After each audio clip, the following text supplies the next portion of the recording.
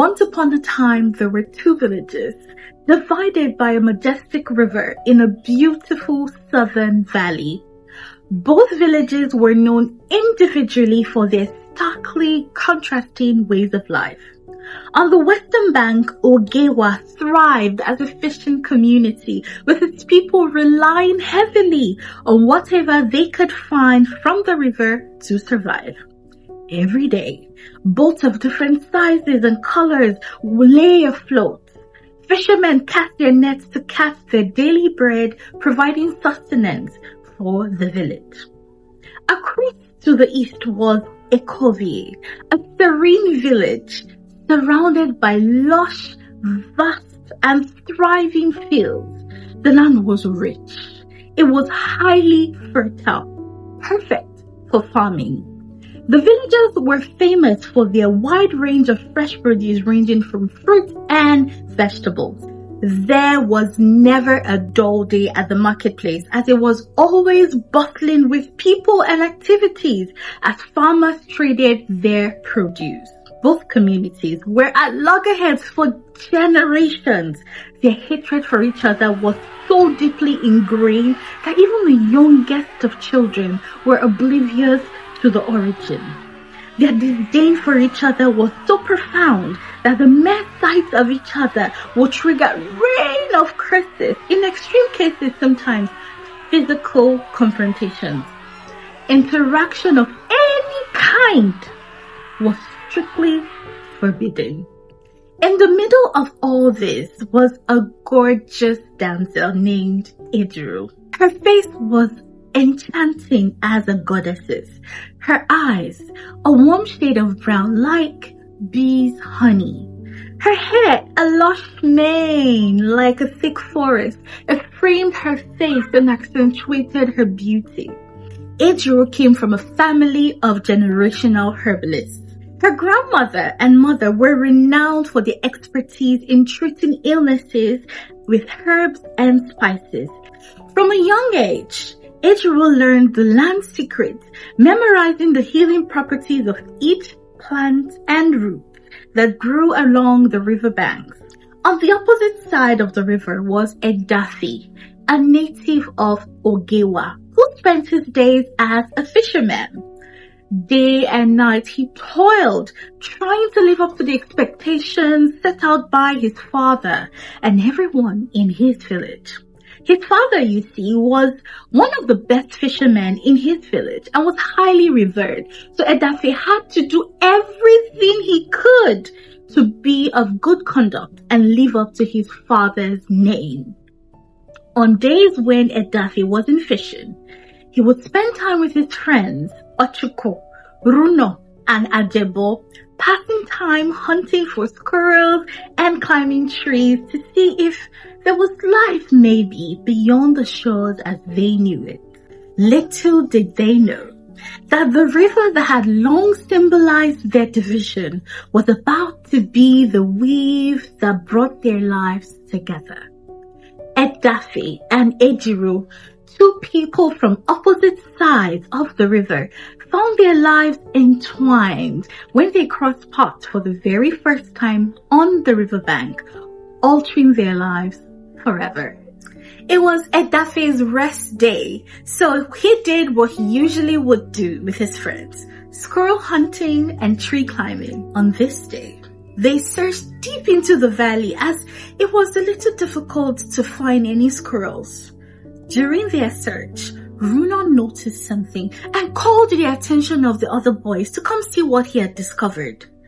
The land was drying up, and so were a few trees nearby. Curious to see what it felt like to be on a dry tree, Ajebo hurriedly climbed the tree despite his friends' warnings. They cautioned him and told him these trees are weak, the branches are weak, but he ignored them, eager to experience what it was like for himself. Not even a minute on that tree, Ajebo fell off, sustaining several injuries, blood splattering all over the floor. Not sure what to do next, the boys began to panic as they were far away from their village. They hurried to the river to wash away the blood and help Ajebo, but they saw their rivals from the neighboring village, Ikovi, across the river when they arrived. As they tried to help Ajebo, tensions began to rise as the villagers on both sides across screamed insults at each other, spat in disgust at the sight of themselves. Stones were thrown from one side to the other. It was an absolute mess, making the situation even worse. What you gonna do for you? Come on for here. Wanna decrease? Now you decrease. In the middle of this chaos, Edafe noticed a girl standing quietly among her friends and villagers, her beauty instantly captivating him. Mesmerized by how graceful she was, he found himself speechless, forgetting everything happening right before him. But while he gazed upon her beauty, this immaculate beauty, Ejiro's focus was on something else. From a distance, she watched in disgust how poorly these boys were treating the wound, fearing that it might get infected if poorly managed. She didn't care about the insults flying left, right, and center. She was used to it. She shook her head and said to herself, "Dumb, stupid boys." As days passed, Edafe couldn't shake the memory of the girl he had seen by the river. Her image lingered in his mind, her beauty captivating him in a way that he couldn't really explain. Yet, he brushed off the thought, convincing himself that she seemed more beautiful because the girls in his village didn't have the hair as long and thick as the girl's hair, which might have accentuated her features. She's the enemy, he thought to himself. One evening, while out with his friends to pluck oranges from trees, Edafe noticed a figure below, a girl with thick hair searching for herbs alone. She moved gracefully, her dimples in view as she smiled at each herb she picked and perceived. Edafe whispered to himself, wow, mesmerized by the uniqueness of her beauty. Determined to get closer to her, Edafe swung from tree to tree, following her closely. But the sound of leaves rustling gave him away, and she turned, startled, to see him watching from above. "Oh, you scared me. I didn't even realize anyone else was here." Sorry about that. I was just admiring the view from up here. Admiring the view? From a tree? Yeah, I come up here sometimes to pick oranges. They're really sweet from this tree. You know, sometimes the best oranges are the ones you must climb up for. I see. Well, it's a good thing you didn't follow me. Definitely. I wouldn't want to ruin such a beautiful day. I should probably get going. My family will be wondering where I am. Wait, before you go, I wanted to ask your name. I don't tell my name to strangers. I'm Edafe. I don't plan on staying a stranger for too long. Until then, I should be heading home now. Do you come here often? I'd like to see you again until I know your name. I don't know. My family would disapprove of me talking to someone else from your village. Oh, we're just talking. What harm could it do? Bye, Edafe. Bye, my mystery girl. I hope I see you soon. Every now and then, Edafe will climb trees to get a glimpse of Ejiro as she washed clothes and searched for herbs by the river. At first, she warned him to stop stalking her, threatening to report him to her father. But Edafe was persistent, claiming he was merely learning how to mix herbs from watching her. In between, he would whistle tunes while watching her. Over time, Ejiro started to get used to Edafe's presence. Even when she didn't need to go searching for herbs, she would offer her grandmother her help, run off to the bush to go look for herbs, just to get a glimpse of Edafe. She found herself smiling whenever she saw kids climbing mango or orange trees, as this reminded her of Edafe. But one day, Edafe didn't show up as usual. Ejiro felt a strange emptiness. She missed his face. She dismissed the feeling, convincing herself that it was just because she had gotten used to having him around. It wasn't anything serious, she thought to herself. However, they coincidentally met again. While on his boat heading out to fish with his father, Edafe spotted Ejiro with her mother and grandmother tending to the wounds of an injured farmer. He whistled his usual and Ejiro looked up.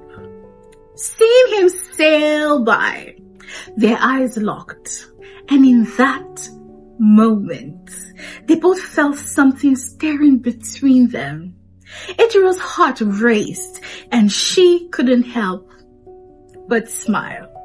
One day, while picking herbs together, stealing glances at each other and smiling here and there, Ejiro mustered up the courage to tell him her name. With a shy smile, she said, "My name is Ejiro." Edafe's heart skipped a bit at the sound of her name, but before he could react, she ran off. From then on, they began to meet shyly at the riverbank when no one was looking. They talked about everything and anything, their bond growing stronger with each passing day. As they shared their hopes and dreams, they knew that their connection was very special, worth cherishing and fighting for, despite the differences between their villages. The riverbank became their haven, a secret meetup point where they would declare their love for each other in simple yet heartfelt words. Ejiro, you make my heart flutter every time your eyes meet mine. I feel like I was made to love you. Being with you feels like I'm floating on air. With you, I feel free. I love you more than anything in this world. I love you too, Edafe. Being with you makes me feel like I'm home. As they continued to stick around with each other, they knew their love was worth every risk. As time passed, a relentless drought settled over the land, parching the land and drying up the once flowing river. Both villages were quick to point fingers and blame each other for the dwindling water supply.